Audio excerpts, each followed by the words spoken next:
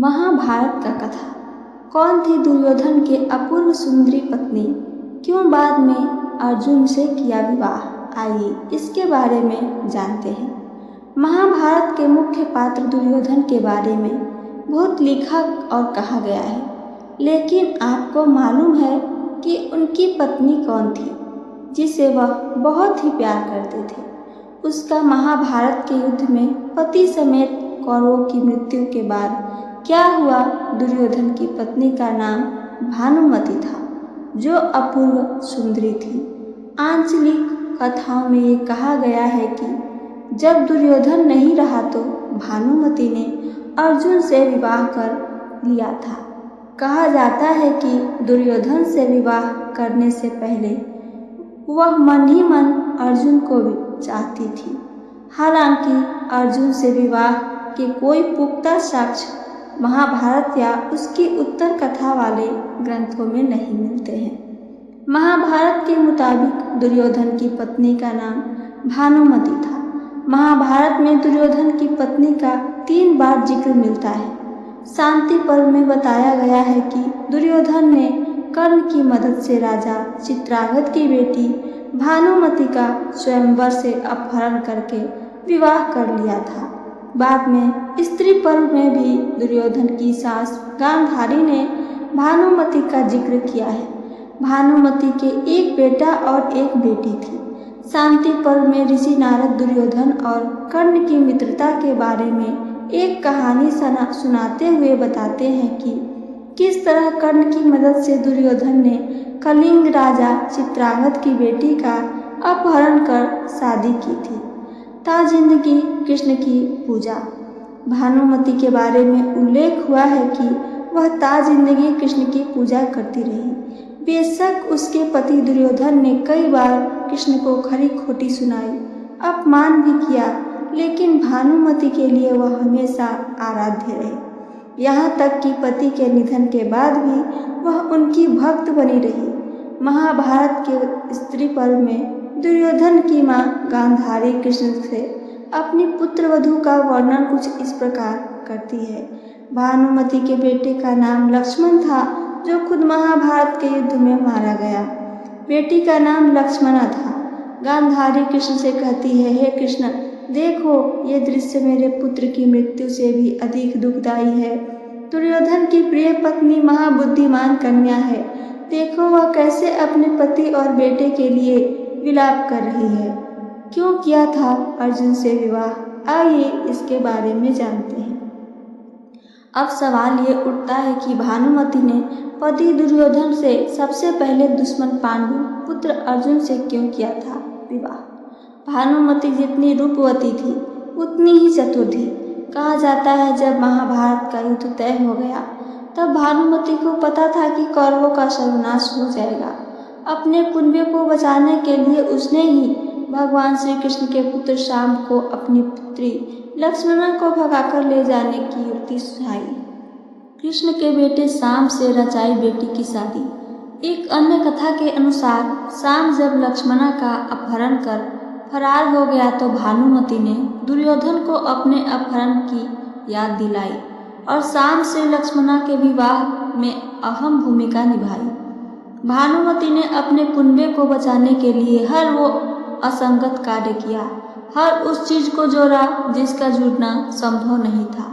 इसलिए कही जाती है ये कहावत, कहीं का ईंट कहीं का रोड़ा, भानुमति ने कुनबा जोड़ा, संबंधित कहावत बनी थी। क्या कृष्ण ने कराया भानुमति और अर्जुन का विवाह? पुत्र की मृत्यु से लक्ष्मणा को गहरा झटका लगा था। महाभारत के युद्ध में अभिमन्यु के हाथों दुर्योधन के पुत्र की मृत्यु हुई थी। इसके बाद भी भानुमति को मालूम था कि खुद को सुरक्षित रखने के लिए अर्जुन से विवाह कर लेना चाहिए। भगवान कृष्ण ने इसमें खास भूमिका अदा की। उन्होंने अर्जुन और भानुमति का विवाह कराया। दुर्योधन से शादी के पहले वह अर्जुन को ही पसंद करती थी। आइए आगे की कहानी सुनते हैं। इसके पीछे एक कहानी और कही जाती है कि भानुमति शल्य की बेटी थी, जो नकुल और सहदेव के चाचा थे। वह पहले अर्जुन से ही शादी करना चाहती थी। जब स्वयंवर हुआ तो अर्जुन उसमें आए ही नहीं। तब उसने पिता की इच्छा जताई थी कि वह दुर्योधन से शादी करे, तो उसने वैसा ही किया। लेकिन पति के निधन के बाद अर्जुन की 9वीं पत्नी बनना पसंद किया। इसकी वजह यह भी थी कि अब कोई लड़ाई नहीं हो और कुनबे में शांति हमेशा बनी रहे। पांडव भी करते थे भानुमति का सम्मान। महाभारत में युद्ध के बाद की उत्तर कथा ज्यादा नहीं मिलती है, लिहाजा किसी बड़े ग्रंथ में अर्जुन और भानुमति के विवाह की कोई जानकारी नहीं मिलती। लेकिन ये बात एकदम तय है कि महाभारत युद्ध में भीम के हाथों दुर्योधन की मृत्यु के बाद पांडवों ने भानुमति का सम्मान किया। वह अपने भविष्य को लेकर अनिश्चित थी। उसने कौरव और पांडव परिवारों को एकजुट करने की कोशिश की। कुछ जानकारियां ये भी कहती है कि वह अपने पति के निधन के बाद विधवा हो गई थी। कथाएं ये भी कहती है कि भानुमति ने अपने ससुराल में रहकर धृतराष्ट्र की सेवा की। धृतराष्ट्र के साथ गंगा नदी के किनारे रहकर तपस्या की। बाद में भानुमति ने गंगा में समाधि ले ली थी। भानुमति को जब लगा कि दुर्योधन उस पर शक ना करे, एक तमिल लोक कथा है जिसमें बताया गया है कि दुर्योधन के कहने पर कर्ण अक्सर भानुमति की देखभाल के लिए उसके पास आता जाता था। कर्ण और भानुमति ने पासा खेलना शुरू किया। धीरे धीरे कर्ण जीतने लगा। इसी बीच दुर्योधन लौटा, कमरे में प्रवेश किया। पति को अंदर आते देख भानुमति सम्मान से खड़ी हो गई। कर्ण को पता नहीं लगा। उसको लगा कि भानुमति इसलिए उठ गई क्योंकि हारना नहीं चाहती। कर्ण ने भानुमति की शॉल पकड़कर खींचा तो शॉल के मोती बिखर गए। इससे भानुमति की स्थिति बहुत ही विचित्र हो गई।